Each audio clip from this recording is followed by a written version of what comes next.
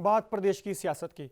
सुजानपुर उपचुनाव के लिए कांग्रेस की अनीता राणा ने अपना नामांकन दाखिल कर दिया है। अनीता राणा के नामांकन के दौरान उनके साथ उनके प्रति राजेंद्र राणा, प्रदेश युवा कांग्रेस के अध्यक्ष विक्रमादित्य भी मौजूद थे। इनके अलावा और कई दिग्गज कांग्रेसी भी मौजूद थे।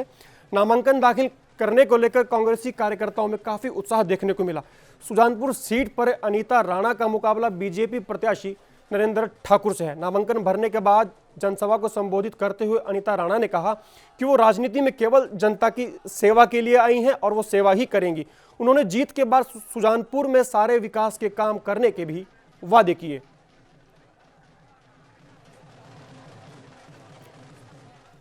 और अनीता राणा के नामांकन पर ज्यादा जानकारी के लिए बात करते हैं अपने संवाददाता पुनीत बत्ता से। पुनीत, अनीता राणा बनाम नरेंद्र ठाकुर, कैसे देखते हैं इस मुकाबले को?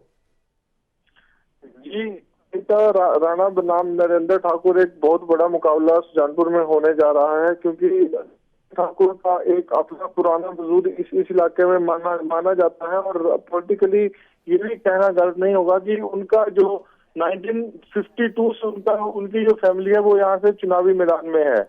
और उनके फादर ठाकुर जगदेव चंद ने तो काफी बार यहाँ पर जीत भी हासिल की है और एक बड़े कलाकार नेता वो रहे हैं इस इलाके के। तो नरेंद्र ठाकुर एक अपने आप में बीजेपी के लिए बड़ा चेहरा है। वहीं अनीता राणा की बात करें तो उनके पास राजेंद्र राणा का नाम और कांग्रेस का टिकट, उसके अलावा कुछ नहीं है। लेकिन राजेंद्र राणा का नाम इस इलाके में अपने आप में एक बड़ा है, क्योंकि उन्होंने हाल ही में विधानसभा चुनावों में एक बड़ी जीत यहाँ पर अर्जित की थी और जिसका कारण उनकी समाज सेवा था। तो बिल्कुल ये मुकाबला बड़ा दिलचस्प होने वाला है। अब जी पुनीत, एक चीज और पूछना चाहेंगे हम आपसे। इसमें कोई दो राय नहीं कि राजेंद्र राणा का सुजानपुर में बहुत अच्छा होल्ड है, लेकिन राजेंद्र राणा खुद आजकल लोकसभा चुनाव में मशगूल है। ऐसे में अनीता राणा की दावेदारी पर कोई फर्क पड़ रहा है आपके हिसाब से?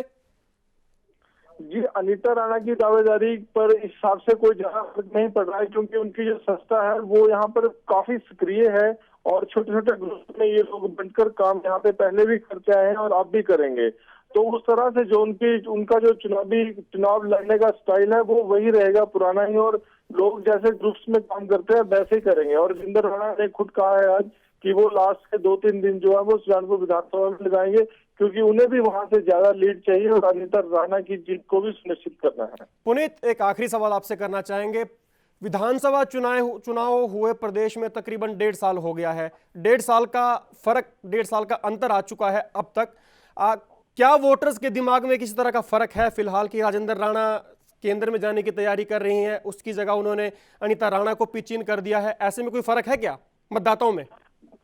जी, ये एक अच्छा सवाल आपने पूछा है, क्योंकि जब राजेंद्र राणा यहाँ पे चुनावी मैदान में उतरे थे उस समय यहाँ पर उर्मिल ठाकुर और अनीता वर्मा 2 कांग्रेस और बीजेपी की प्रत्याशी थी। और उन दोनों को लोगों ने ये कह के वोट नहीं दिया था क्योंकि ये महिला प्रत्याशी हैं और हमें इस बार कोई पुरुष प्रत्याशी चाहिए। इसलिए इस बार का जो मुकाबला होने जा रहा है और इसका जो रिजल्ट है ये देखने वाला होगा कि इस बार लोगों का क्या सोच रहने वाली है इस चुनाव को लेकर।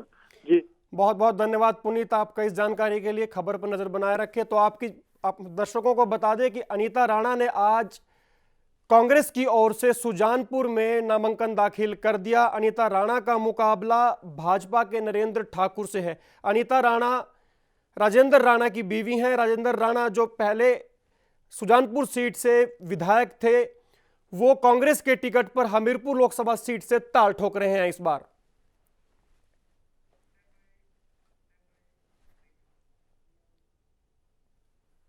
खबरों की दुनिया में आइए, हमारे साथ कहीं भी और कभी भी जुड़िए। हम मिलेंगे फेसबुक पर, हम दिखेंगे यूट्यूब पर, हमें फॉलो कीजिए ट्विटर पर। खबरों के साथ बने रहिए रात दिन।